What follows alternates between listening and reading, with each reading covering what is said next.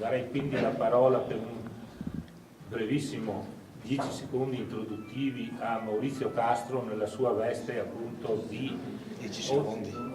10 secondi, dopo a te vuoi parlare un'ora. Maurizio, se dai un saluto proprio introduttivo. Sì, davvero grazie a tutti per una presenza che su un tema così davvero non mi sarei aspettato. Solo per dire proprio mezzo secondo che in realtà, Francesco, posso subito fare una leggera nota in calce? Certo. Cioè, il PDL non c'entra un tubo stasera, nel senso che chi ha organizzato è TAGES è un'associazione culturale dichiaratamente apartitica, della quale sono presidente, che ha un precedente, nel senso che aveva organizzato un dibattito alla Camera di Commercio alla fine di giugno con i segretari generali di CGIL, CISL e UIL, con i presidenti di Un'Industria, Confartigianato, Confcommercio e Coldiretti e con alcuni esperti del settore per ragionare sulla possibile declinazione trevigiana dei nuovi modelli di relazioni industriali. Il tema che interessa a TAGES è sostanzialmente questo: come le relazioni industriali possano diventare un motore per lo sviluppo del Paese. Quindi è un'associazione assolutamente aperta a tutti, chiunque sia interessato a questi temi può associarsi. Volendo, piccola reclama, la perdonerete, c'è anche un banchetto all'ingresso, chi vuole iscriversi all'associazione può farlo. Pagotta quanto costa? 20 euro? Ah, vedo anche lei, l'assessore regionale Sartor, mamma mia, che è proprio un trionfo questa serata. Chi volesse regalare 20 euro a questa benemerita operazione culturale può farlo. Gli regaleremo il libretto scritto con Paolo Feltrin su Vittorio Veneto, come dire, come incentivo all'ingresso. Se la memoria non mi inganna, Maurizio Castro, per tutti gli anni della sua attività all'Electrolux, non ha mai licenziato nessuno, mi pare. No, mi pare. Adesso avevo tentato con Forcolin, ma non mi è andata bene.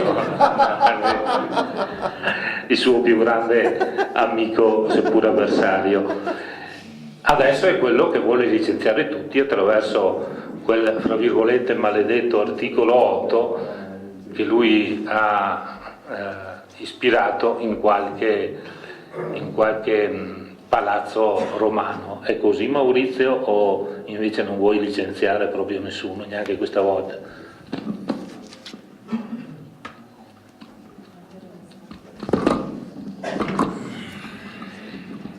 Beh, ti ringrazio per avermi attribuito un compito così rilevante. Tra l'altro non so se sia esattamente un favore, nel senso che chi viene diventa l'intestatario di riforme di questo tipo, spesso diventa anche oggetto di attenzioni. Non so, no, adesso, colgo, come dire, con simpatia la tua affettuosa provocazione e credo che davvero su questo punto, ed è lo scopo della serata, proviamo davvero a leggere con serenità e con pacatezza la norma, valutiamone a tutti gli effetti compiutamente la portata e poi esprimiamo un giudizio che può essere anche il più severamente negativo, può anche essere di esplicita e irrimediabile reiezione di quella norma, ma credo che questa, come altre volte, abbia visto un singolare paradosso italiano. Da un lato il territorio delle riforme del lavoro è l'arena principale su cui la intensità riformista di un approccio politico e culturale si misura. Dall'altro confluiscono in quella medesima arena e spesso diventano grumi difficilissimi da sciogliere dei pregiudizi ideologici. Pregiudizi ideologici reciproci che attraversano tutti gli schieramenti in campo.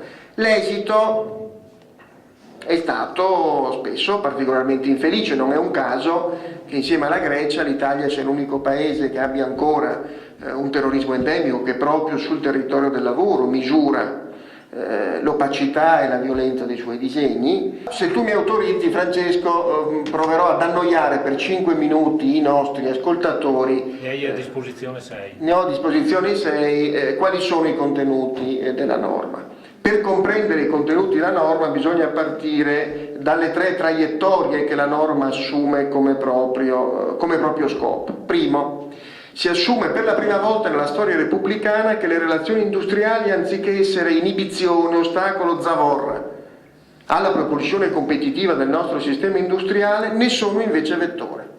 Sotto questo profilo è indubitabile l'indicazione proveniente dal caso Fiat. Fiat investe 20 miliardi di euro nel progetto Fabbrica Italia, non più come era accaduto nei decenni lontani a Termini Imerese piuttosto che a Cassino, perché è attirata dalla cospicua regalia di imponenti contributi pubblici a fondo perduto in cambio dell'allocazione in una regione sventurata di un impianto produttivo, ma perché ottiene dal libero negoziato con le organizzazioni sindacali la garanzia che il modello organizzativo che viene ad essere implementato in quegli stabilimenti è capace di una risposta più qualificata in termini di prodotto, in termini di flessibilità nell'esecuzione del prodotto, in termini di capacità di presidio attivo dei mercati nuovi che si squadernano di fronte all'investimento. Quindi primo, relazioni industriali per la prima volta vettore competitivo. Secondo, la valorizzazione dell'autonomia delle parti sociali intende sottolineare forse l'esito più denso della prima fase della gestione della grande crisi, cioè che le parti sociali hanno con la loro intelligenza negoziale saputo costituire le condizioni per una coesione sociale che non si è verificata in nessun altro paese dell'Occidente.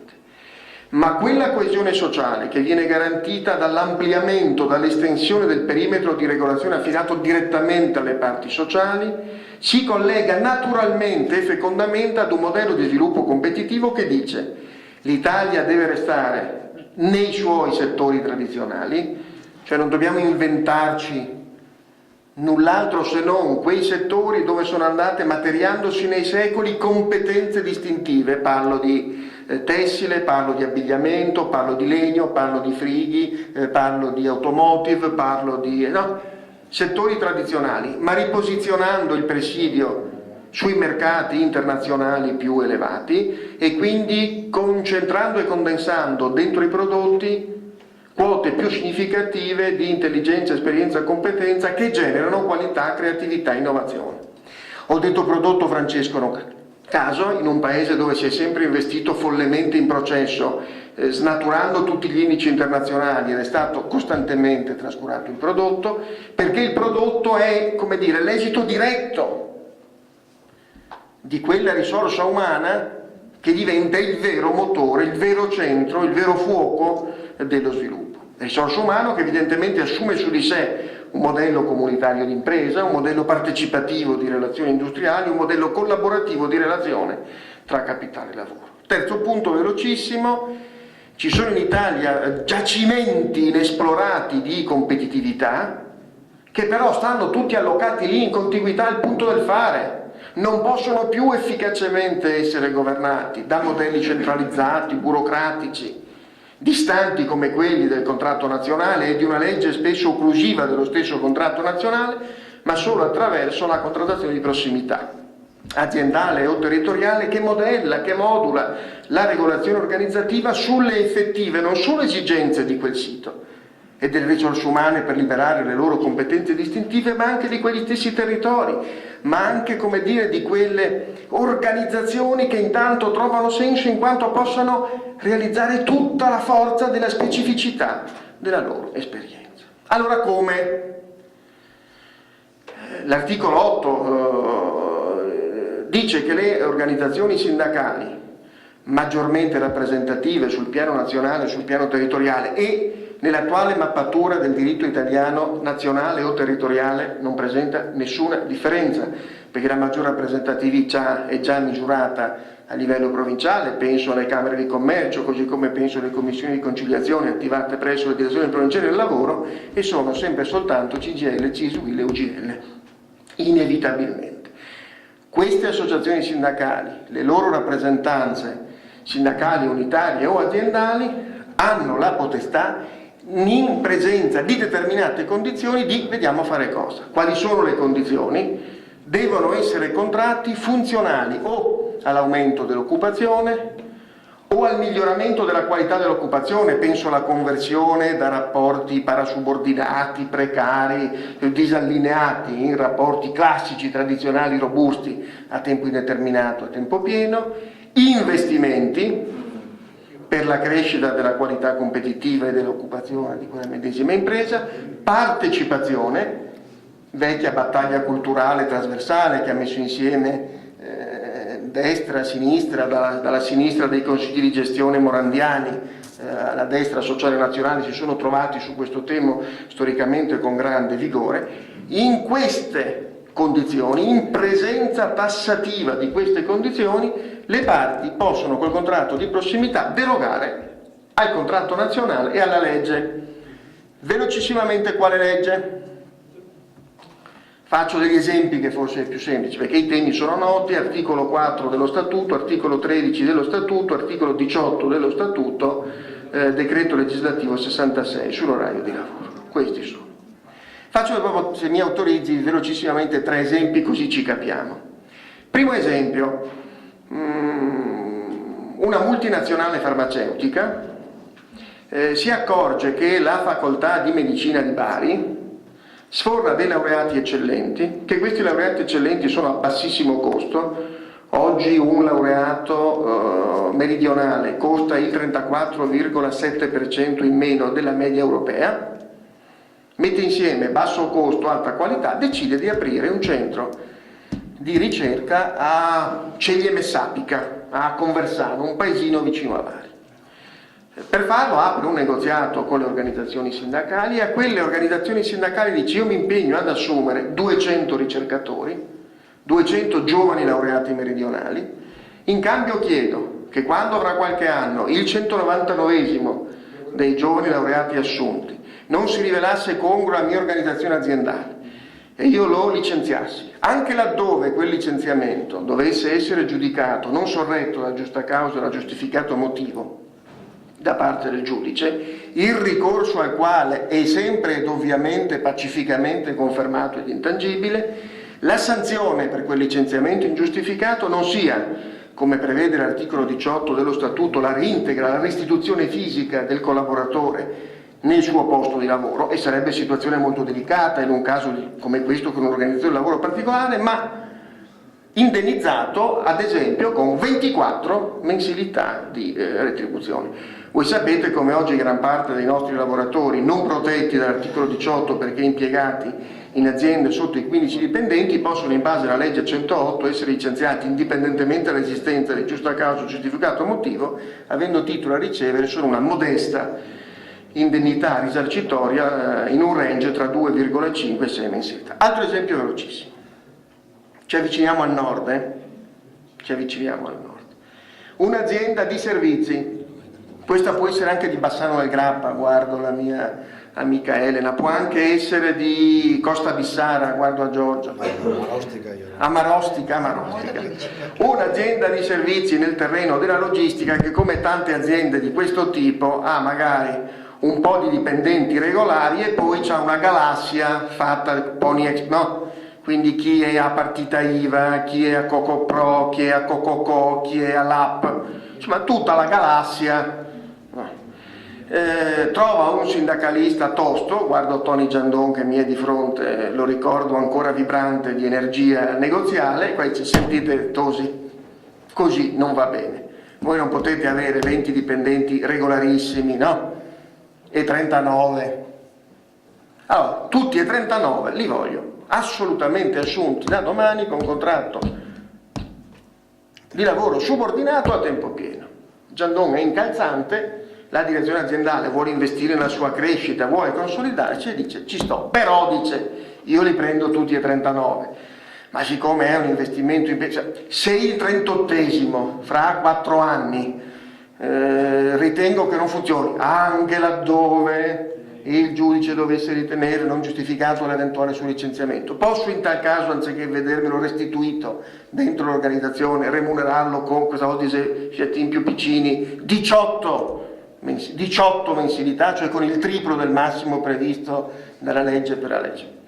Poi vedo Breda, il terzo esempio è proprio Trevigiano. A Treviso, come voi sapete, il tasso di disoccupazione mi picchi l'amico Michele se sbaglio i dati, no, è sostanzialmente attestato in 5,5%. Siamo un pelino sopra quello che fino a qualche anno fa, no, i guru dicevano disoccupazione fisiologica. Allora, in presenza di una disoccupazione così bassa, in presenza dunque di un mercato del lavoro così dinamico, in presenza di parti sociali che hanno firmato tutte, CGIL compresa, il 7 febbraio di quest'anno il patto per lo sviluppo, se queste stesse parti sociali mettono in piedi un'agenzia per la ricollocazione professionale, un'agenzia generata dalla bilateralità di outplacement, che curi la ricollocazione professionale attraverso interventi formativi, di riconversione, di riqualificazione, di monitoraggio e censimento, no? Dentro un mercato del lavoro così attivo, con così bassi tassi di cosa, dove le parti addirittura mettono a disposizione gratuitamente l'outplacement, come si può prevedere che laddove qualcuno venga licenziato, anche laddove vi sia una remunerazione di, adesso devo far stare basso perché sennò Breda è notoriamente, come dire, stiticissimo, quindi diciamo 15 mensilità. L'ultimo esempio è quello che ha fatto, non so, 3 sono miei, il quarto del ministro, quindi è più autorevole del mio, il quale è pensato proprio un'azienda piccolina. Se un'azienda con 15 dipendenti ne ha 10 a termine, ha paura di investire, però ha voglia di investire, dice sentite, io quei 10 a tempo determinato li passo a tempo indeterminato, ma sul nono è possibile. Questo è possibile se le parti, sull'orario e sull'articolo 4 e l'articolo 13, guardate, velocissimamente. Allora, articolo 4, la norma è del 70. Nel 70, guardo i meno giovani come me, noi avemmo l'emozione profonda di vedere le partite del mondiale messicano a colori. Il 4-3 lo vedemmo per la prima volta in Italia a colori. Eravamo divisi in due, chi aveva il PAL e chi il SECAM. Quindi stiamo parlando di preistoria tecnologica. Credo che difendere astrattamente una piattaforma tecnologica irriferibile, non dico al web, ma sull'articolo 13, cioè sul fatto che quando uno acquisisce una mansione non gli può essere più tolta per tutta la vita il relativo inquadramento. Ricordo un'esperienza personale, Giorgio. 93 Zanussi decide di fare una ristrutturazione sull'area impiegatizia, ci sono 503 esuberi, non vuole licenziare nessuno, le organizzazioni sindacali sono d'accordo di non licenziare nessuno, eravamo insieme quando facciamo ancora accordo. Si decide quindi di offrire la possibilità all'addetto alla fatturazione di rimanere in servizio a parità di stipendio, ma come addetto al magazzino, come addetto al controllo qualità, non si poteva fare quell'accordo, perché o licenziavi o altrimenti tu non potevi avere l'opportunità di fare il cambio mansione. Andammo da Gino Giugni, fraterno amico, allora ministro del lavoro, disse l'unica cosa che si può fare è facciamo finta, cioè apriamo una procedura fasulla di licenziamento collettivo per poter fare il cambiamento di mansione. Allora, semplicemente, orario di lavoro. Se la BMW, avete visto che Termini Imerese l'ha comprata di Risio, un minuto di raccoglimento per i lavoratori, ecco, dice Giorgio auguri. Se anziché di Risio arriva la BMW da Monaco di Baviera, la BMW, come voi mi insegnate, è un'organizzazione del lavoro diversa dalla nostra, tendono a fare 10 ore al giorno per 4 giorni alla settimana. Con l'attuale organizzazione dell'orario italiana, che ha un orario massimo giornaliero e settimanale più un monte di 250 ore, questo orario non si può fare. Ma questo orario è legittimissimo in base alle direttive europee, che hanno le 48 ore medie settimanali comprensive dello straordinario. E le direttive europee sono inviolabili, così come sono inviolabili le convenzioni internazionali, così come sono inviolabili i principi generali di diritto di cui l'articolo 31 delle preleggi. Se la BMW arriva, compra a Termini Imerese, riassume 1750 cassintegrati della Trinacria, può sull'orario di lavoro derogare dal decreto legislativo 66 e fare questo tipo di... questo è l'articolo 8. Un applausino.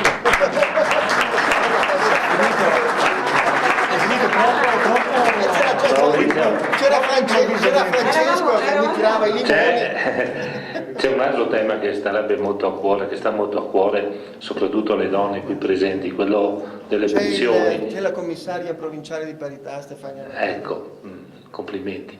Però non lo chiedo a Maurizio perché altrimenti ci mangia molto altro tempo, invece Giorgio probabilmente è più rassicurante, cioè forse la verità la dice un po' meglio da questo punto di vista. Ma o chi no? l'ha scelto come moderatore? È un moderatore che dice le cose che pensa, non si limita a pensarle e non dirle, quindi va bene, insomma. Intanto buonasera a tutti, grazie per l'invito. Lo spirito che diceva adesso il senatore Castro, cioè di cercare di ragionare sulle norme, sulle motivazioni delle norme, è uno spirito, io credo, giusto, perché si tratta di una norma importante. Io credo che poteva essere fatta diversamente e quindi da qui nasce anche un certo chiarimento che da parte mia verrà fatto. Quello che mi pare sbagliato è che in nome sostanzialmente di un sentimento che è diffuso e quindi come tale va rispettato, ma fondamentalmente un sentimento di paura, si sia focalizzata su un unico aspetto, quando invece la norma, come avete sentito, ha una sua importanza, anche una sua validità, soprattutto in prospettiva per quello che avremo davanti nei prossimi tempi che noi affrontiamo. Ma anche sulle pensioni, ricordati, perché su questo tema la pensi grosso modo come Maurizio, giusto? No, sulle pensioni, se dobbiamo parlare di quello, adesso parliamo dell'articolo 8 adesso. Sulle pensioni è stata fatta una stupidaggine l'altro giorno, proprio totale. Sul militare e sul riscatto, è durata 24 ore, per fortuna di tutti, insomma, ed è stata poi tolta. Non ha neanche varcato la soglia della dignità di norma legislativa, credo, è rimasta in un comunicato, forse non è mai esistito, con tutto rispetto, fatto in una sede non istituzionale, quindi come tale anche poco. Comunque non parliamo di questo, perché credo sia stato un infortunio legato a un'improvvisazione, ecco, un po' indegna di una manovra così complicata, insomma, mi limito a dire questo. Poi Sul discorso delle donne non ci sono. sul discorso delle donne ti riferivi a che cosa? Matrimonio, gravidanza? Sempre sulle pensioni? Dopo arriviamo anche sulle pensioni, però se restiamo al lavoro, siccome giustamente il senatore Castro ha parlato molto di lavoro, io credo che questo articolo vada, appunto, lui l'ha spiegato, noi la vediamo in maniera, diciamo così, un po' diversa, anche se alla fine ci mette insieme il fatto che ci vuole qualcosa che sia legato all'esperienza delle aziende e dei territori per affrontare una realtà del lavoro, degli investimenti, dell'occupazione che nei prossimi anni sarà diversa da quella che abbiamo conosciuto. E da questo punto di vista c'è un dibattito aperto nel sindacato da molti anni.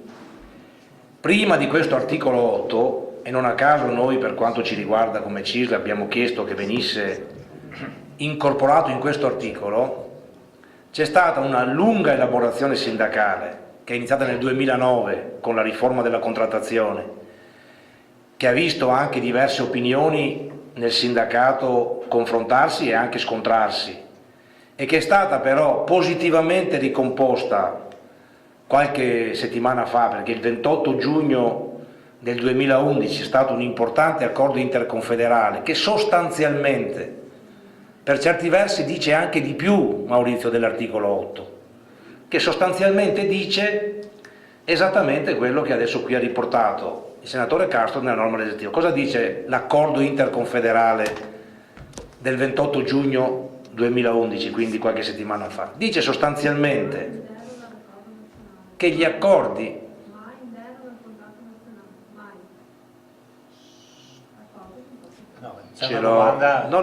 ma siccome ha detto una cosa seria, non è proprio così,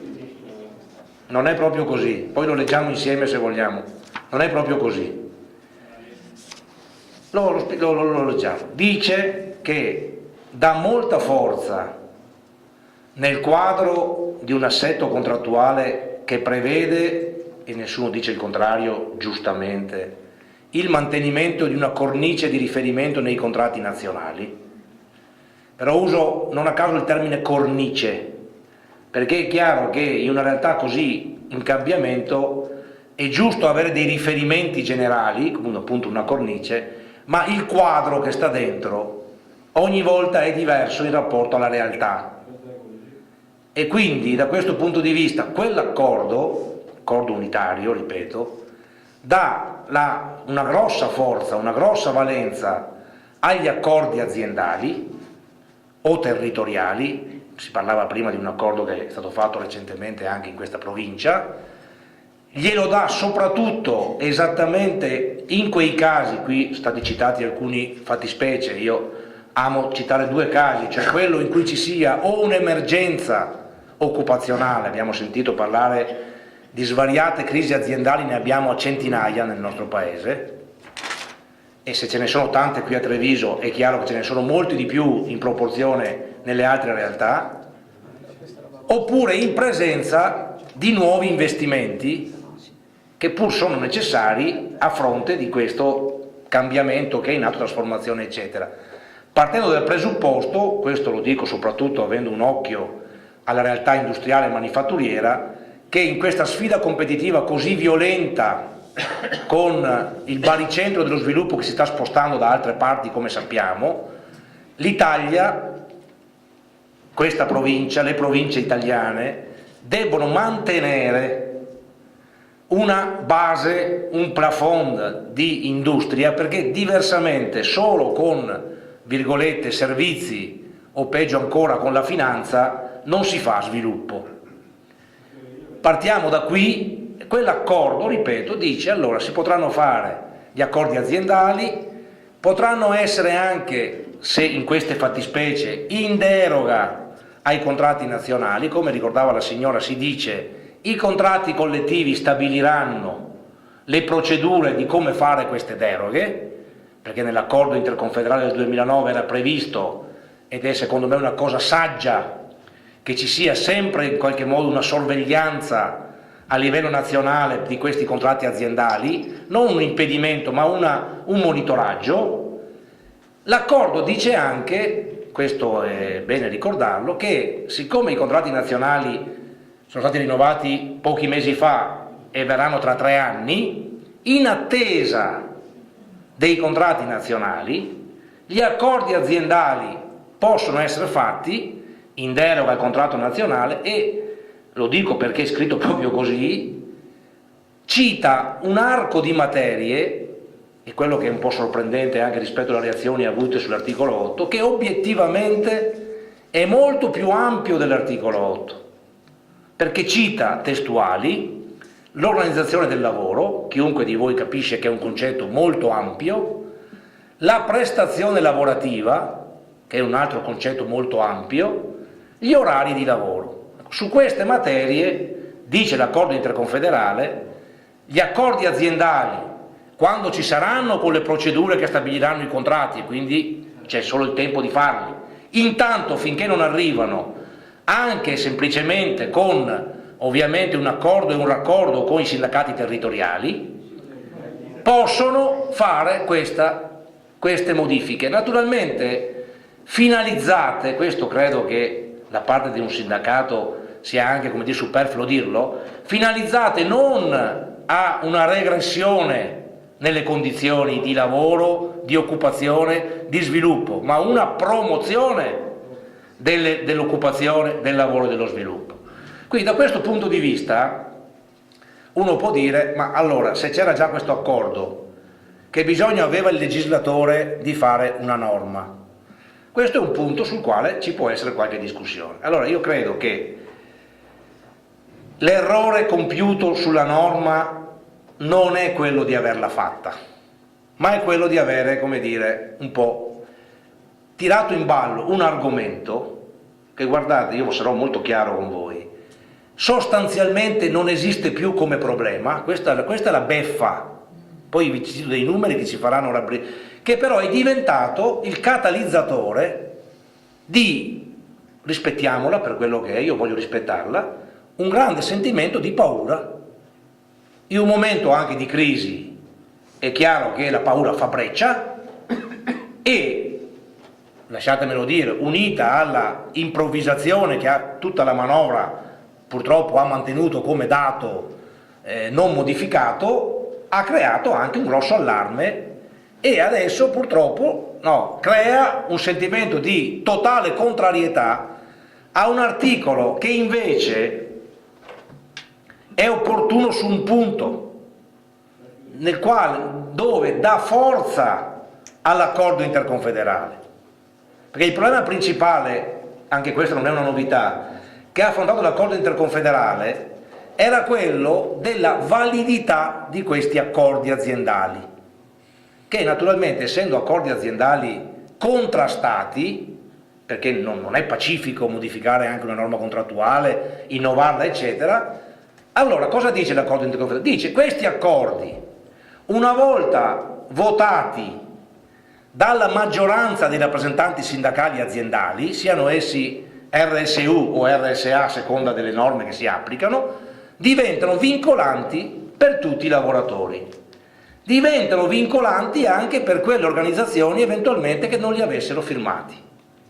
In questo i 3 sindacati comunitari hanno fatto un'operazione molto importante, anche se volete di attenzione al mondo del lavoro, perché hanno detto: ci sottoponiamo a un giudizio nel quale democraticamente, attraverso anche criteri certificati di rappresentanza, adesso non ne parliamo ma è una novità importante, cioè si misura la rappresentanza sostanzialmente proprio contando le adesioni quantitative ai sindacati, quindi non con logiche autoreferenziali, quando c'è un criterio di maggioranza, quindi quando l'insieme dei lavoratori ritengono che questa cosa sia valida, questa cosa, quindi sottoposta a tutte le procedure, è impegnativa per tutti.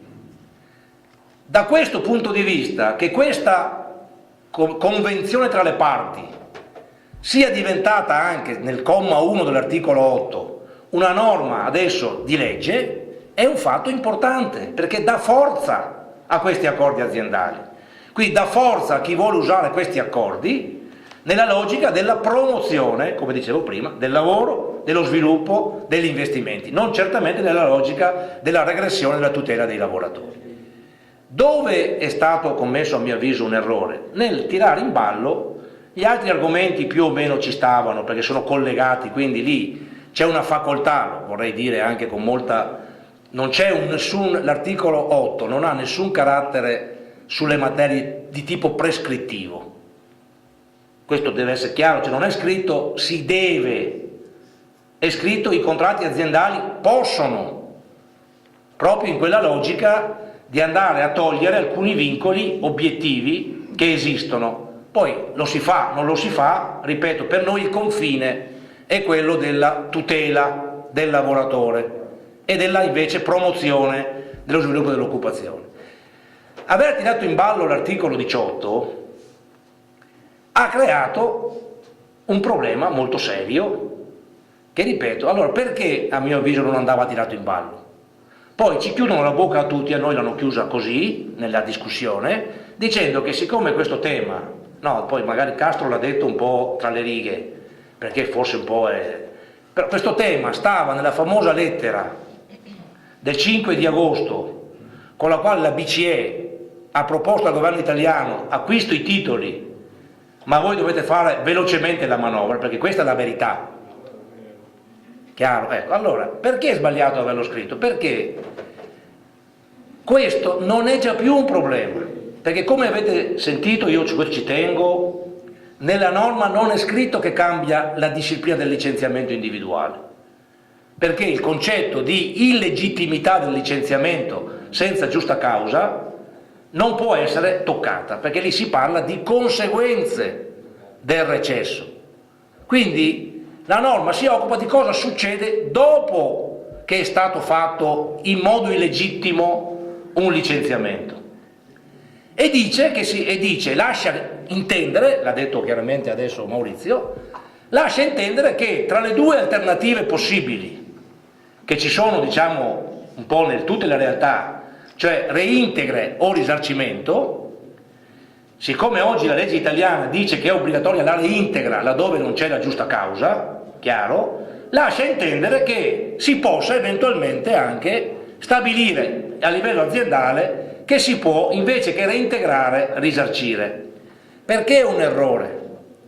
a mio avviso, perché questo non è già più un problema, perché in Italia oggi, io vi cito un dato del 2010, i licenziamenti senza giusta causa sono un numero molto limitato, e questo di per sé però non significa che va tolta la norma resta, nonostante ci sia l'obbligo alla reintegra su 1000 licenziamenti senza giusta causa per vari motivi. Quindi c'è l'obbligo alla reintegra adesso, il lavoratore vince la causa, su 1000 lavoratori che vincono la causa 930 accettano il risarcimento e 70 rientrano al lavoro, per i motivi che sono comprensibilissimi. Per esempio perché normalmente questa sentenza arriva alcuni anni dopo, quando c'è stato il licenziamento, perché sappiamo come funziona il sistema giudiziario. Quindi una persona, una volta si faceva, chi ha un po' di pratica, l'articolo 700, procedura d'urgenza, e si risolveva in qualche mese. Adesso non si fanno più da anni, per motivi di intasamento eccetera.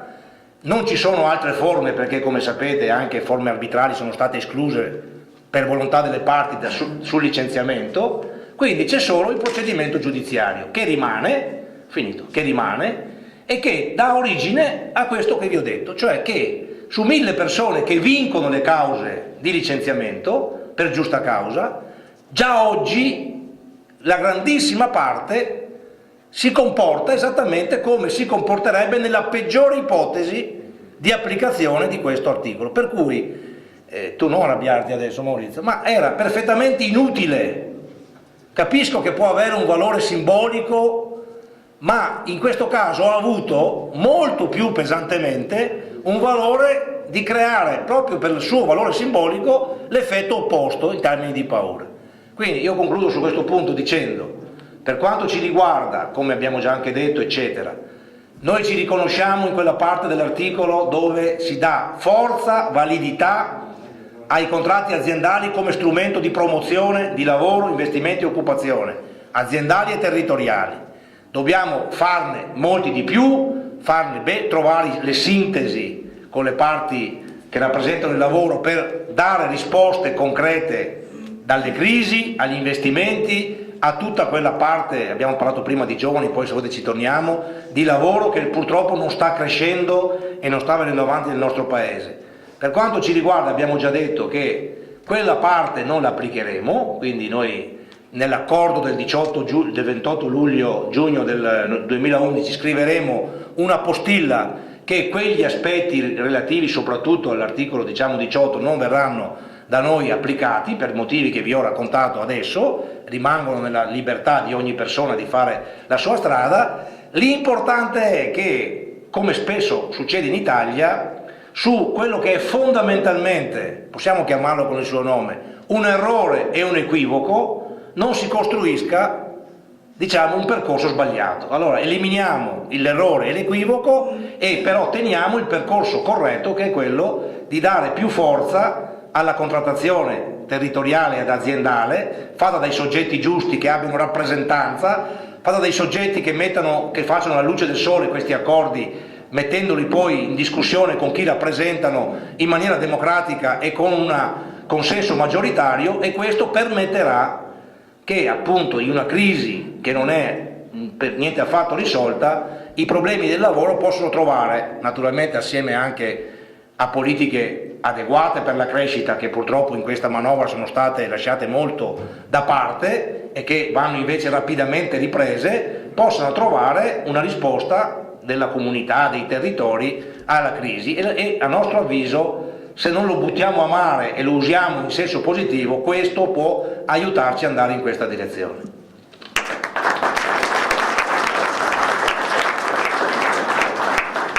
Grazie per l'estrema chiarezza di Giorgio, e prima di dare la parola all'assessore Donazzan, che vorrei potesse intervenire anche su una puntualizzazione della crisi, ha fatto recentemente un rapporto veramente molto puntuale, no? Sui casi aziendali nel Veneto eccetera.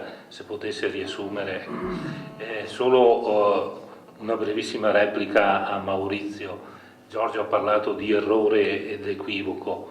In un minuto cosa puoi dire al riguardo? Poi passi il microfono. No, ho molto apprezzato l'assoluta lucidità del ragionamento di Giorgio. Io dico, e certamente non per schierarmi dalla parte della BCE, la quale ha indicato esplicitamente la carenza di flessibilità in uscita come uno dei vincoli più seri per il nostro Paese, dicendo che questo nostro stesso Paese è bizzarro. È il Paese, io ho fatto operazioni di ristrutturazione in tutto il mondo, è il Paese dove è più facile al mondo fare un licenziamento collettivo. Più facile per procedure e più facile per costo. Elena è stata protagonista di un caso orrendo, citato anche da Michele Noal, quello della Data Logic, di un'impresa che con una indecente brutalità da padrone delle ferriere ha delocalizzato nel Far East senza nessuna ragione produttiva, organizzativa, finanziaria, solo per, come dire, incrementare mostruosamente un profitto già mostruosamente alto, e l'ha fatto in 75 giorni senza resistenza. Quindi è micidialmente facile chiudere le fabbriche, è letteralmente impossibile licenziare un singolo collaboratore.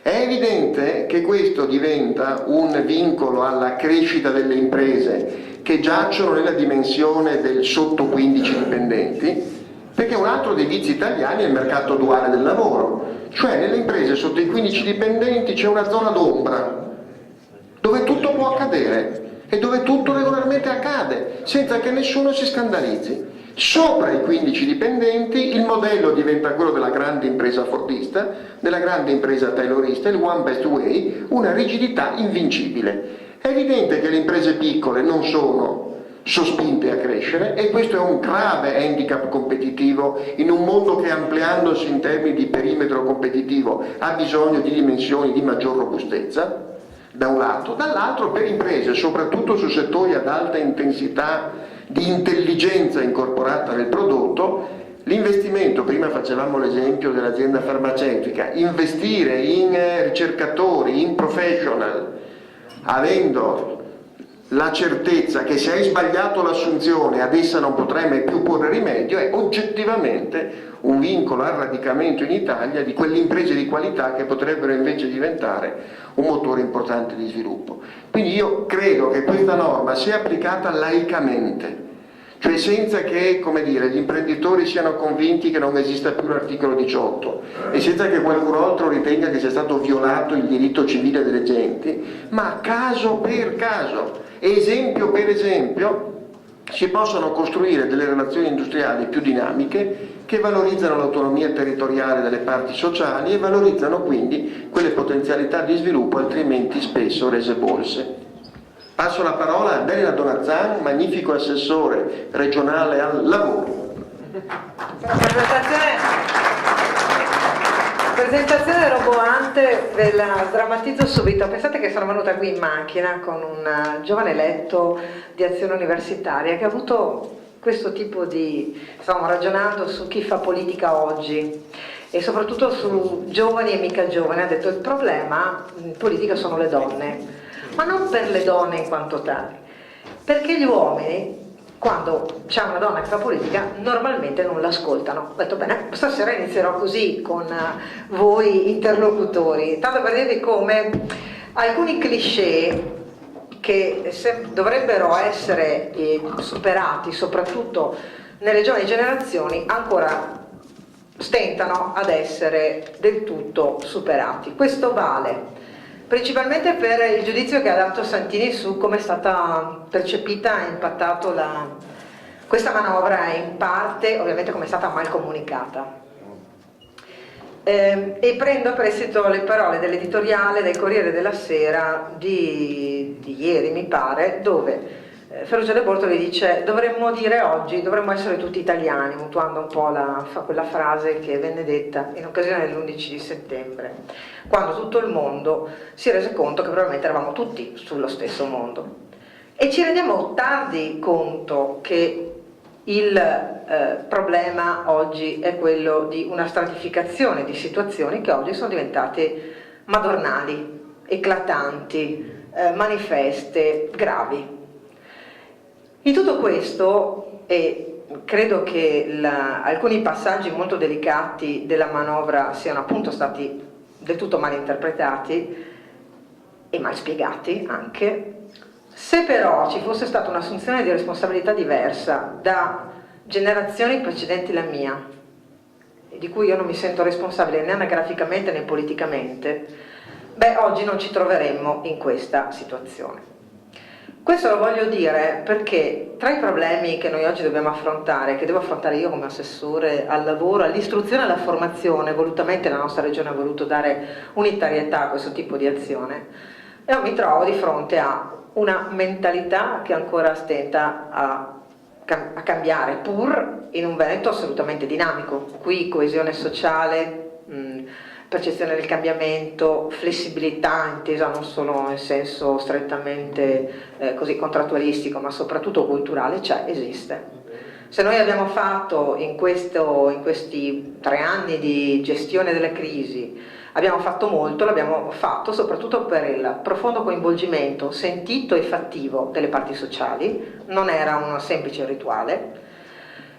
Lo abbiamo fatto affrontando con concretezza i problemi che si ponevano sul nostro tavolo, l'abbiamo fatto uscendo da degli schemi preordinati che però, ahimè, nel passato, ma su questo non rubo spazio alla esperienza anche dei 2 autorevoli relatori accanto a me, in Italia ha avuto tanta ritualità e poca, come dire, e poco realismo. Se in Veneto siamo riusciti a gestire questa prima parte di crisi, perché insomma la crisi ormai è un dato assodato, non si può dire che ne sia finita né possa iniziare una nuova fase, è in continua trasformazione, ma è la parola stessa che lo dice, è in continuo mutamento. E se noi però l'abbiamo affrontato in un certo modo è perché qui c'è stato nel DNA tutto veneto una fortissima capacità di essere molto realisti, poco ideologici, si è lasciato da parte, semmai vi è stato in alcune piccole realtà conflittuali, come dire, per tradizione, si è lasciato da parte appunto la conflittualità di maniera e invece si è andati ad affrontare i problemi nello specifico. Oggi qualcuno tenta anche di farci dire ma è finita, va meglio, va peggio, quali sono gli indicatori. Noi abbiamo la fortuna di avere un lavoro serio fatto dal nostro osservatorio sul mercato del lavoro di Veneto Lavoro, abbiamo qui il dottor Rosato che ne è motore propulsivo. Noi abbiamo la capacità di avere allora i dati del mercato del lavoro in Veneto. Questo ci serve non solo per fare della convegnistica, ma per provare ad immaginare che cosa deve accadere, sapendo che tutto quello che abbiamo alle spalle è una stratificazione di problemi, è una realtà che non è facilmente risolvibile, le aspettative che si alimentano sono sempre tante, soprattutto perché sembravamo proiettati al migliore dei mondi possibili, non 10 anni fa o 20 anni fa o nei mitici anni 60, non so quali siano più mitici, però negli anni dello sviluppo il più veloce e dinamico possibile, ma di recente. Nel 2007 gli indicatori ci davano una realtà veneta capace di affrontare ogni problema, ogni cambiamento. Chi perdeva il lavoro lo trovava immediatamente, ci si poteva permettere di lasciarlo a cuor leggero un lavoro perché c'era sempre e c'era facilmente qualche cosa di alternativo accanto a noi, vicino a noi. Questo era il 2007 e poi c'è stato quello che c'è stato. Oggi, a 3 anni di distanza, noi abbiamo un cambiamento che però è diventato strutturale. Allora, sicuramente abbiamo degli indicatori positivi. Nei primi 6 mesi del 2011 sono radicalmente diminuite le aziende che chiedono la cassa integrazione in deroga, che sono quelle piccole, sono quelle del settore artigianale, sono quelle per le quali qualcuno critica le deroghe, no, sono quelle per cui la politica e la capacità di governo ha saputo cogliere lo stimolo delle parti sociali e ha deciso che andava affrontato un problema che la ritualità e la rigidità di alcuni strumenti non permettevano altrimenti di affrontare. Quindi lo strumento delle deroghe ha permesso di dare risposte a delle crisi che erano particolarmente presenti sul nostro territorio, di realtà piccole, i cui lavoratori altrimenti non sarebbero stati sostenuti in alcun modo. Nei primi 6 mesi questo impatto ha avuto una notevole diminuzione, ma all'interno di queste crisi c'è stata anche una notevole diminuzione delle ore effettive utilizzate. Cosa significa? E questo è un primo indicatore, secondo me importante, che c'è una fortissima preoccupazione ed è dettata dalla incertezza complessiva, che guardate non è un fatto, soggettivo e non oggettivo, ma è soggettivo in ciascuno di noi, nei padri che non sanno che cosa succederà al proprio figlio, nei figli che affrontano i percorsi scolastici non avendo certezza di quello che accadrà dopo, è quello dell'imprenditore che deve sapere o comprendere oggi se può o meno fare degli investimenti, se può o meno assumere, è quello dettato da dinamiche di cicli economici molto più stretti e alle volte schizofrenici a cui stiamo assistendo, questo da molti punti di osservazione. Questa incertezza diventa cautela nel momento in cui non assumi, ed ecco perché io credo che la modifica dell'articolo 8 vada nella direzione di dare risposte a questo tipo di incertezza, a questo tipo di cautela. Serve per farci comprendere che siamo tutti di fronte a un'assunzione di responsabilità. In Veneto, come dicevo, è più facile. Le parti sociali non sono proiettate l'una contro l'altra per andare a portare, come dire, andare a cogliere obiettivi diversi, se non quelli di cercare di mantenere il lavoro, non il posto di lavoro, mantenere il lavoro, non distinguere tra lavoratore e datore di lavoro. In Veneto ci sono stati i primi contratti di solidarietà quando si affrontavano il tema delle crisi, piuttosto che arrivare a delle procedure di crisi conclamate. In Veneto i contratti aziendali sono stati una realtà prima di diventare un motivo di dibattito nazionale. In Veneto il concetto di partecipazione è, prima ancora che una determinazione di norme, è una attitudine, ed è quello che ci ha portato ad affrontare anche i momenti di grande difficoltà con una forza maggiore. Ma non è che siamo scevri dai problemi più difficili. Oggi, se siamo tornati ad avere un livello di export insomma più o meno vicino a quello del 2008, anche se pur rallentato in questi ultimissimi mesi, è altrettanto vero che abbiamo delle fragilità, che sono quelle di una difficoltà di agganciare il momento della ripresa con una maggiore capacità strutturale, perché le nostre continuano ad essere piccole aziende, troppo piccole per i mercati globali, perché se è vero, come diceva Maurizio Castro, che noi abbiamo alcuni settori che stanno tenendo di più e meglio, e sono quelli con quella vocazione, no? Che è quella di un manifatturiero di qualità, è quello di un Made in Italy fatto di tanti messaggi all'interno, è quello di un settore della meccanica che sta tornando a riprendere se ha un alto valore di competitività. È anche vero che molto spesso, se non è il sistema paese a reggere nella sua complessità, questi riusciranno a cogliere qualche opportunità, ma non avranno la capacità di fare azioni di lungo respiro. Allora, tornando alla provocazione a questo punto di De Bortoli sul siamo tutti italiani, ce ne rendiamo conto un pochino tardi, perché in Italia, e anche nel nostro Veneto, che non è diverso, il dibattito dovrebbe essere tra i garantiti e non garantiti, tra quelli che possono avere delle opportunità e quelli a cui le opportunità vengono negate per il sistema troppo rigido. E lo dico da assessore di 39 anni, che viene considerato giovane, e ahimè non lo sono, che deve affrontare il tema dell'inserimento dei giovani quando questi giovani hanno 35, 36, 37 anni. Il dibattito forte a cui dovremmo guardare è proprio questo, è quello di scelte epocali che hanno a che fare principalmente con il mondo del lavoro, perché di opportunità di vita noi non possiamo parlare pensando solo a politiche passive, garanzie, non esiste più il mondo dei garantiti, questo probabilmente è stata un'illusione costruita da una politica irresponsabile degli anni precedenti. Ma guardate che è una politica irresponsabile che ha avuto tanti collaboratori con sé, che oggi probabilmente non si assumono alcuna responsabilità e guardano a tutte quelle misure di riforme, di tentativi di riforme, di rotture di schemi, di partecipazione con un senso di responsabilità diverso, con scetticismo, se non gridando allo scandalo, prendendo magari, e chiudo, un pezzo del problema, gridando al fatto che si neghino dei diritti, senza immaginare che oggi il problema non è quello di avere dei diritti garantiti, ma di vedersi garantita qualche opportunità.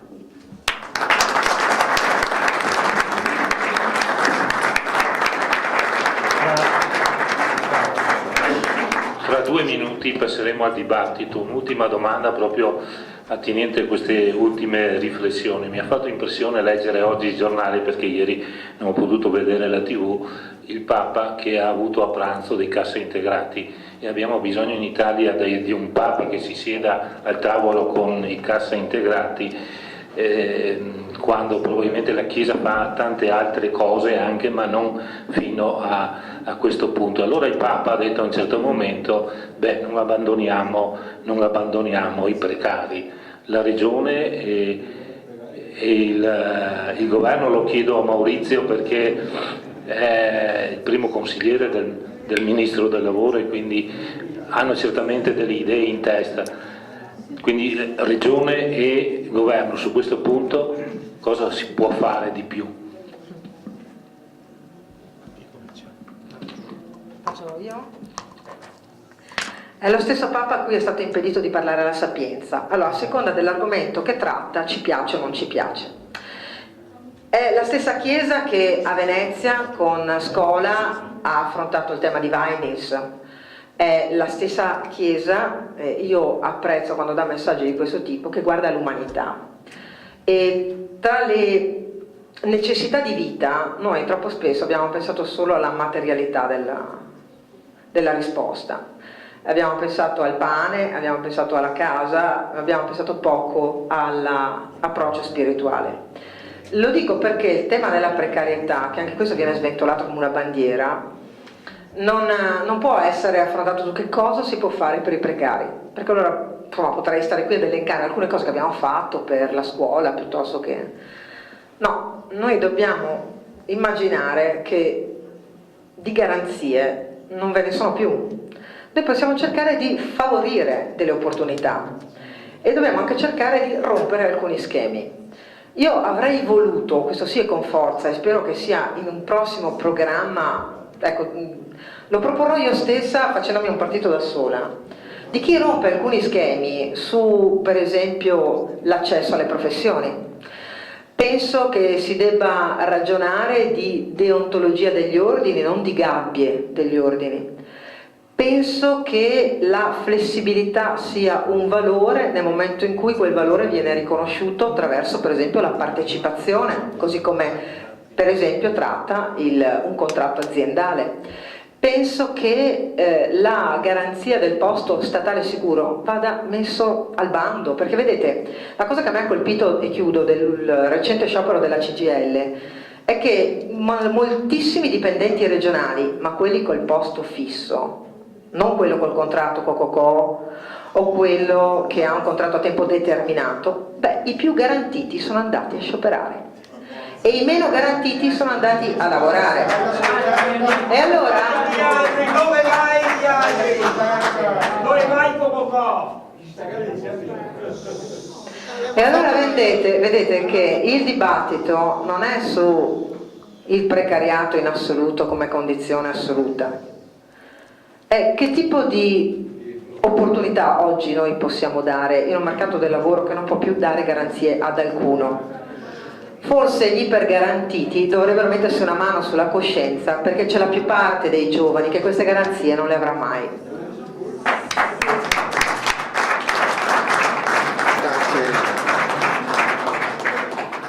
No, come dire, organizzatore della serata, mi pare che abbiamo tutti, a cominciare dai relatori, dato un'impostazione di grande apertura al dibattito. Poi c'è posto davvero per il dibattito, quindi credo che se riusciamo tutti a mantenerci dentro in termini di decibel, probabilmente facciamo un favore alla comprensione dei problemi. Dal lato del governo, è stata approvata a fine luglio un'operazione fondamentale per aiutare i giovani a trovare un ingresso stabile nel mondo del lavoro, ed è stato il decreto legislativo sull'apprendistato, susseguente a un'intesa fra le parti sociali che ha visto tutte le parti sociali sul versante sindacale coinvolto, che vede un ruolo assolutamente da protagonista attribuito ai territori. Il contratto di apprendistato è un contratto a tempo indeterminato ed è il veicolo, è la porta principale attraverso la quale i giovani entrano nel mondo del lavoro. Anche qui fuori da ogni ipocrisia. Il pericolo è, inseguendo il massimo della garanzia teorica, costruire le condizioni per il minimo della garanzia reale. Lo accennava anche Elena. Vi faccio un esempio brusco ma io credo efficace. Come è noto, le norme che in Italia più efficacemente hanno combattuto quello che si chiama il fenomeno del precariato sono la continuità logica che si è avuta tra il pacchetto Treu del 96-97 e la legge Biagi del 2001, 2002, 2003. Perché andando ad intercettare con tipologie contrattuali modulate sulle realtà, il voucher, contratto occasionale, job on call, il lavoro a chiamate, hanno costruito un approccio di risposta molto segmentata, sempre regolare alle esigenze del mercato del lavoro. Finendo per costruire una resistenza ideologica a questo, talora spesso opportunistica, perché non è un caso che i voucher, soprattutto in agricoltura a Treviso, siano utilizzati in maniera straordinariamente significativa, che da sola li vede utilizzati per il decuplo di quanto non siano utilizzati in tutto il resto d'Italia. Non credo che si vendemmi solo in Italia o si mungano le mucche soltanto in Italia. Soltanto a Treviso, sì, chiedo scusa. Quindi da questo punto di vista si è voluto sempre costruire nel nome di una... Guardo anche, qualche volta c'è stato anche un pizzico di viltà imprenditoriale, cioè bravissimi nel fare le battaglie ideologiche per le livelli, quando poi ci sono i concreti strumenti contrattuali, nel nome di una malintesa pace sociale che in realtà è solo opaco consociativismo, si è preferito poi non applicarli. La conclusione è che c'è una grande tipologia contrattuale tutta regolare che non viene utilizzata, e dall'altra parte ogni giorno c'è la fantasia della partita IVA, del contratto. Dobbiamo tutti comprendere che, e questa poi è la filosofia dello Statuto dei Lavori, non dobbiamo costruire una piccola cittadella munitissima, un bastione che protegge i pochi che vi hanno trovato rifugio, e invece tutte le case dei servi della gleba intorno sono esposti alla violenza brutale degli Unni e di tutti gli altri barbari che dobbiamo cercare di magari un pelino più basse le mura del castello, ma renderle molto più ampie, molto più capienti, in modo in cui davvero tutti, non solo il signorotto e la sua famiglia, ma anche i servi della gleba, siano tutti efficacemente protetti. Quindi per fare regolarità in Italia servono contratti inclusivi che sappiano tener conto della modulazione della realtà, ma che vogliano evitare il grande rischio italiano. L'abbiamo visto prima. Tutti facciamo battaglie ideologiche sull'articolo 18, il 90% dei dipendenti italiani l'articolo 18 non ce l'hanno, perché il 90% dei dipendenti italiani è occupato in imprese sotto i 15 che non hanno la protezione dell'articolo 18. Allora, delle due l'una. Si applica anche quelle aziende, si applica. Non è vero, ma non dica cose, mi scusi, tecnicamente improprie, perché le aziende sotto i 15 dipendenti, legge 108, fa sì che essi possano essere licenziati anche senza giusta causa e senza giustificato motivo, purché venga corrisposta loro un'indennità che la legge stabilisce in un range tra 2 mensilità, 5 e 6, è la legge. Non sto dicendo nulla che non sia quello che la legge dice. Non mi accusi di dire falsità quando ho l'impressione che vi sia invece da parte sua una lettura tecnicamente impropria di norme pacifiche. Ma non è vero.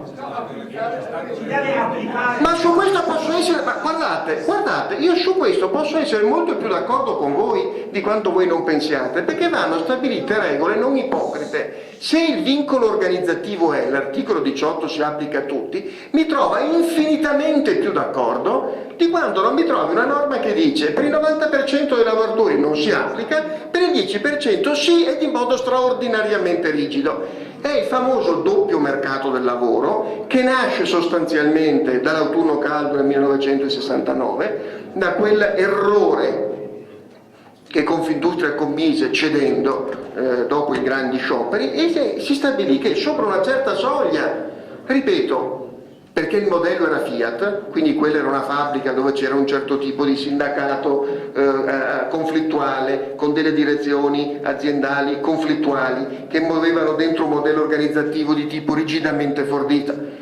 Quel modello è saltato, l'ha dimostrato il Nord-Est quanto fosse più opportuno un modello. Oggi stiamo semplicemente facendo norme di legge e di contratto a misura di Nord-Est, perché noi abbiamo vinto quella sfida culturale alla fine degli anni 60, tutto qui.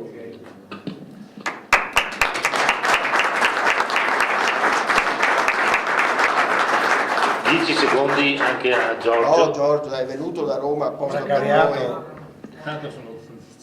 No, la discussione si fa davvero interessante perché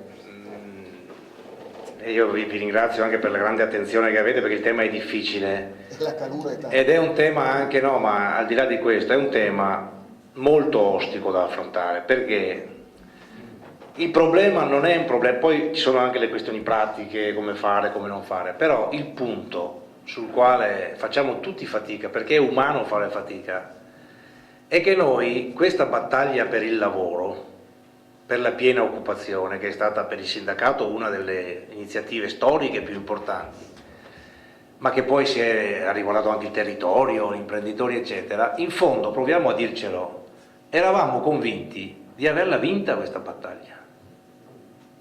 Io mi ricordo quando ero segretario qua in Veneto, facendo il congresso del 97, ho fatto una copertina dove ho messo sulla prima parte le navi dei veneti che andavano in America, in Australia negli anni 50. Io ho uno zio che è immigrato in America, dunque suo figlio è coetaneo mio, quindi è nato lì nel 55, va bene? Quindi è immigrato in America da Marostica, non tanto lontano da qua, nel 1952-53, cioè dopo la seconda guerra mondiale. Quindi in quel momento lì eravamo ancora terra di emigrazione massiccia. Nel 97, quando facemmo il congresso, ma era già da molti anni che succedeva, eravamo terra invece di immigrazione, perché vi ricordate le navi che arrivavano, no, in quegli anni, eccetera, eccetera. Bene, quindi cosa vuol dire? Che noi, lasciamo stare giusto o sbagliato, noi la comunità, la sensibilità, la percezione culturale di questi territori in particolare, del nord sicuramente, del Veneto sicuramente, di Treviso sicuramente, era che la battaglia per il lavoro, attraverso la nostra operosità, attraverso la intraprendenza, attraverso tutto quello che è stato fatto dalla gente veneta, era stata vinta. Una volta per tutte, perché tant'è che addirittura i nostri giovani potevano avere problemi, ma se venivano qua migliaia di persone da altre parti a lavorare, mai e poi mai, potevano avere dei problemi. E invece, soprattutto per quel connubio imprevedibile di economia che è diventata speculativa, finanza, eccetera, di globalizzazione che ha spostato e ha aperto le frontiere, per tutte le cose che abbiamo sentito in 1000 convegni, che io non vi ripeto, ma purtroppo sono cose successe, no? E dal certo punto di vista, per chi guarda il mondo, sono anche un'evoluzione, perché il fatto che non ci sia più il terzo e il quarto mondo, oppure ci sia più ridotto, ma ci siano anche paesi che crescono, eccetera, con gli occhi della storia è una cosa positiva. Certo, con gli occhi della cronaca, della nostra cronaca quotidiana, è un problema. Ed è un problema difficilissimo da affrontare. Diciamolo con coraggio, ci ha spiazzato questo problema. Tant'è che noi abbiamo, per esempio, continuato a fare scuole che pensavano che i nostri figli dovevano fare solo determinate cose, fascia medio-alta, licealizzazione di massa, abbiamo trascurato invece parti importanti che adesso creano una contraddizione che a me mi fa ogni giorno rabbrividire, ma anche penso l'assessore e anche il senatore, cioè che noi abbiamo migliaia di ore di cassa integrazione che dobbiamo giustamente mettere in campo anche in deroga, e abbiamo magari ogni tanto, no, anzi ogni spesso ci viene detto, ma ci sono anche dei lavori per cui non si riesce a trovare chi va a farli, cioè fenomeno di spiazzamento. Allora, il primo problema da affrontare, e come capite è tutto il contrario di dire quello che c'è, che poi c'è sul piano teorico, che non c'è più sul piano pratico, non si tocca, no, bisogna vedere cosa possiamo fare di concreto per, questa è la cosa difficile, rivincere questa battaglia. Perché se no facciamo la fine, io sono come terrorizzato, non so voi, da una figura della mitologia greca, il mito di Sisifo. La condanna di Sisifo, per tutte le cose che aveva combinato nella sua vita, era quella di portare ogni mattina un masso sulle sue spalle in cima a una montagna, indefettibilmente una volta arrivato in cima per la pendenza, il peso di quel masso lo ricacciava in fondo e il giorno dopo faceva la stessa cosa, per tutta la vita. Cioè non possiamo diventare una società così. Dobbiamo trovare la forza, dobbiamo trovare le energie che ci sono, perché qui non se ne è parlato, ma c'è un aspetto di questi territori, di questa realtà che va coniugato in positivo, si chiama sussidiarietà, cioè fare le cose con le nostre energie, con le nostre motivazioni, con le nostre forze, senza schemi. Ecco, allora io credo che se la vediamo così, la vicenda degli accordi aziendali, arrivo anche ai giovani e poi finisco, è la continuazione, cioè in questi 3 anni, bene o male, con grande, no, li citava prima l'assessore e io li voglio ricordare, abbiamo fatto contratti in deroga per la cassa integrazione, non c'era la cassa integrazione, cioè gli ammortizzatori, il sostegno al reddito in sostanza, per un sacco no, esattamente la stessa difficoltà che c'è sull'articolo 18, come copertura c'era anche sulle tutele, perché nell'artigianato, salvo gli enti bilaterali che faticosamente, vedo Vendemiano, abbiamo costruito, ma in tanti altri non c'era. E allora, estensione delle tutele, contratti di solidarietà, qual è la finalità? Salvaguardare il valore del lavoro, cercare di portarlo, quando le condizioni saranno migliori, cercare di portarlo al di là. I contratti aziendali è la stessa cosa, e con la stessa forza. Adesso per esempio è stato citato l'accordo sull'apprendistato, abbiamo fatto secondo me tantissima fatica a farlo, ma è un buon accordo, lo diremo anche nei prossimi giorni sperando che finisca questo tourbillon, no, che ci ha tutti, come dire, un po' confusa la testa. Adesso cosa facciamo di fronte al problema che abbiamo il 30% di disoccupazione giovanile? Bisogna prendere questa legge, che è una legge, e se rimane una legge, senatore, assessore e anche sindacato e imprenditori, se rimane una legge fredda non serve a niente. Dobbiamo prenderla in mano e cominciare ad applicarla anche adattando alle realtà venete. Lì in quella legge c'è la possibilità di contrastare fenomeno che sta crescendo anche dalle nostre parti, la dispersione scolastica, perché gli scoraggiamenti, perché gli abbandoni, perché quel fenomeno che vedete sui giornali, i giovani che non studiano, non lavorano e non fanno niente, è un problema che sta rovinando anche, pensate alle famiglie, pensate ad avere un problema delle prospettive eccetera eccetera, e lì si può fare molto, per esempio anche rivalutando una formazione professionale tecnica fatta bene, dando delle prospettive concrete. C'è il problema dell'apprendistato vero e proprio di assunzione, diciamo, che è stato portato a 3 anni dai 6 anni che era, perché deve avere più dinamicità, deve collegarsi direttamente al lavoro e può colmare. E poi c'è anche, hai fatto bene a citarlo, c'è anche un tipo di apprendistato che dovrebbe rompere quello schema molto rigido degli ordini professionali. Guardate, io non lo so, purtroppo la nostra generazione, quella nostra che siamo qua, hanno avuto a disposizione una leva che non ci sarà in questa misura, in questa generazione, cioè il lavoro nel settore pubblico. Perché adesso, come avete visto, in tutto il mondo, pensate a Obama, no? Che deve tagliare non so di quanti migliaia di dollari il bilancio, i bilanci pubblici saranno per i prossimi 10 anni costretti a fare forti economie. Negli anni 60-70 era il contrario, perché c'era l'industria che tirava, c'era allora la riforma scolastica che aveva allargato la scuola media 62-63 e quindi ha creato indirettamente molti posti di lavoro.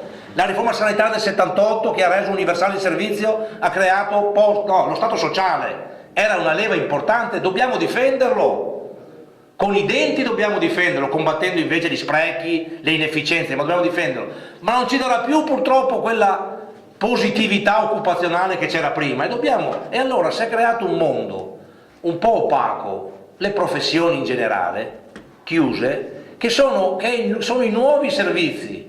Lì per esempio, attraverso questa legge dell'apprendistato, attraverso un'idea nuova anche di quell'istituto un po' medievale che invece può essere positivo, cioè il cosiddetto praticantato, che va un po' rivisto e va finalizzato al lavoro, si possono aprire prospettive serie anche sulla parte della disoccupazione intellettuale che c'è sul settore per i giovani. Quindi agendo sui vari punti del cosiddetto precariato o mancanza di prospettiva o mancanza di futuro eccetera, si possono dare risposte, ma l'ottica deve essere quella di scrollarsi sto sasso dalle spalle e di fare qualcosa tutti insieme, ognuno mette il suo, qualcosa che sia diverso, per lo stesso obiettivo, il lavoro per tutti, perché quello è il metodo di una società che ha coesione, che ha uguaglianza, che ha pari dignità per tutti.